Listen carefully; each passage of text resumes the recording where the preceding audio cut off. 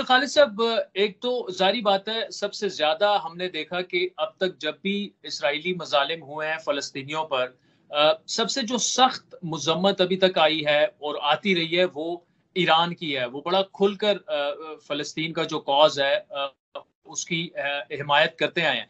लेकिन उसके बाद हमने देखा कि पाकिस्तान का जो दफ्तर खारजा है, वजीर खारजा है, उनकी जो स्टेटमेंट आई है, उन्होंने इसराइली जो मजालिम है उसे जेनोसाइड करार दिया है। इसको फलस्तीनी और फिर गजा के शहरी और हमास इस स्टेटमेंट को कैसे देख रहे हैं? जी देखिए, अभी जो आपने इशारा किया है उसमें एक अहम पॉइंट है कि इस कामयाबी, मुज़ाहमत की कामयाबी की वजह से और इस वॉर क्राइम्स इसराइल ने जो किए थे हमारा निहत्ते अवामों की वजह से, वो एक तब्दीली आया है इवन ऑफिशियल स्टैंड। आपको पता है अवाम दुनिया में है, हमारे साथ है, अवाम दुनिया में है, मुसलमान और नॉन मुस्लिम्स इवन।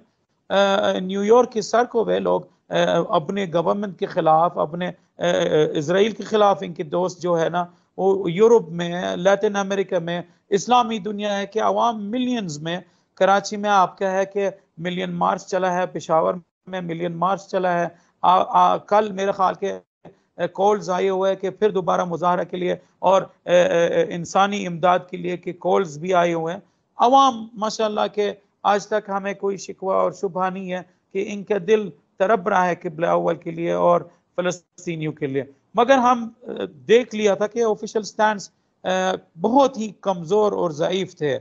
इस जंग के अंदर है हमने नोटिस किया पाकिस्तान, ईरान, खूब आपको पता है कि पहले से भी है, लेकिन अभी सऊदी अरेबिया ने भी एक स्टेटमेंट अच्छा दिया।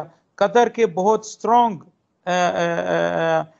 बयानिया दिया। मलेशिया आज इनके प्राइम मिनिस्टर ने कहा कि यस हमारा रिलेशन हमास के साथ है और यह इनके राइट बनता है क्योंकि अवाम की नुमाइंदगी करते हैं और हम फिलिस्तीनी अवाम के साथ है।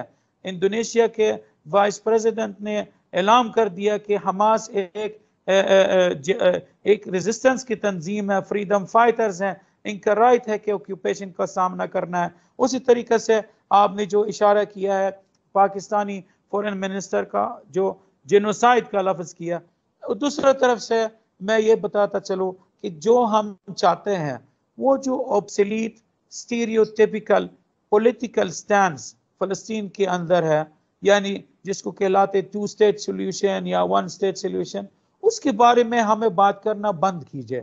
इसीलिए कि अभी इजरायलियों ने कहीं अरसा से ये जो फनाटिक एक्सट्रीमिस्ट गवर्नमेंट नेतन्याहू, इब्न गफीर और स्मोर्टिश जो मस्जिद अक्सा के अंदर अपना पर्सनल पिस्तौल के साथ जाते हैं और ऐलान करते हैं कि फिलिस्तीनियों को हमने जलाना है, फिलिस्तीनियों को कोई राइट नहीं है एग्जिस्ट करना है।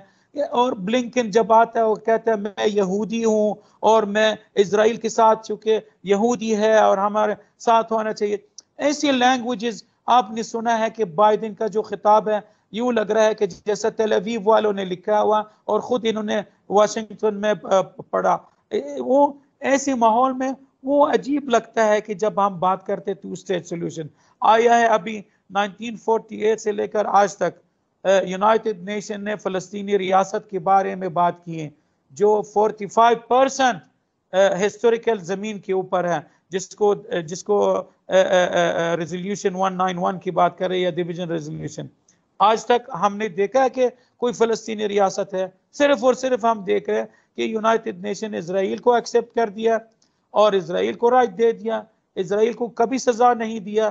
तो क्यों हम इस अप्रोच को जारी रखें जबकि हमारे मुजाहिदीन ने और हमारे बच्चों ने अपना खून को कुर्बान दे दिया और एक बहुत सुनहरी अपॉर्चुनिटी फराहम किया कि अवाम दुनिया के लिए, ताकि इस कॉलोनियल पावर्स को ख़त्म करे। एक वाहिद कॉलोनियल पावर अभी तक सेकंड वर्ल्ड वॉर से रह गया है, वो इजराइल है, उसको ख़त्म करें और फ़लस्तीन को आज़ाद करने की बातें करें। अभी मेरा ख्याल वो पुराना ऑब्सोलीट पॉलिटिकल अप्रोच को बंद करना चाहिए। अभी हमारा मुजाहिदीन ने साबित किया इसराइल को हम सामना कर सकते हैं।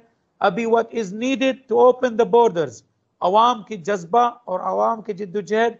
मैं आपको बता दूं में शरीक हुआ, सिर्फ और सिर्फ हमें किसी गवर्नमेंट के आर्मी की जरूरत नहीं है कि इस जंग में लड़े, सिर्फ और सिर्फ बॉर्डर्स को खोले और अवाम जाने और हमारा दुश्मन जाने।